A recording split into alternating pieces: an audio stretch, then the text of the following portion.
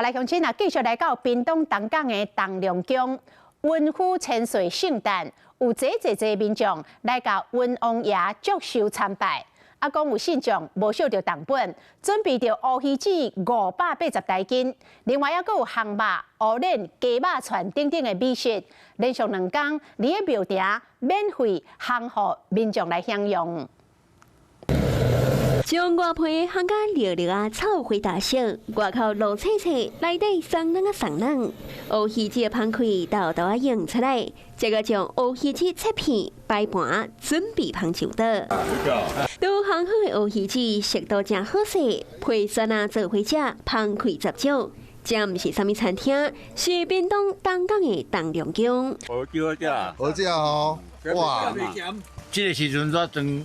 乌鱼啊，装出哦，就算。东龙宫文府千岁圣诞，真侪信徒拢来祭拜，替文王爷祝寿。今年才拍手，准备一箱搁一箱580台斤的乌鱼子，要免费提供给民众吃。要大家都要来领，算是文王爷献给大家结缘。盖欢喜啊，其实也不意外，因为听讲我们那个前大总理他本来就是这种个性。王爷春秋日，哦。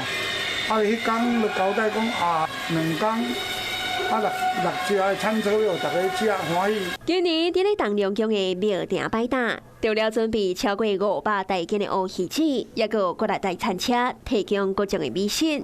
是讲旧年东港的迎王节也不止啊青草，那有1000斤的乌鱼子，也有500斤的鱿鱼，打造出价值上百万的双粮甲双风，当作是迎王的奖品。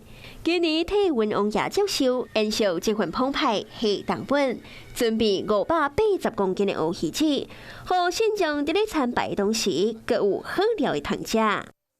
Hello， 我是林仙怡，想要抢先掌握最及时的新闻资讯吗？赶快订阅、按赞、开启小铃铛，锁定华视新闻 YouTube 频道。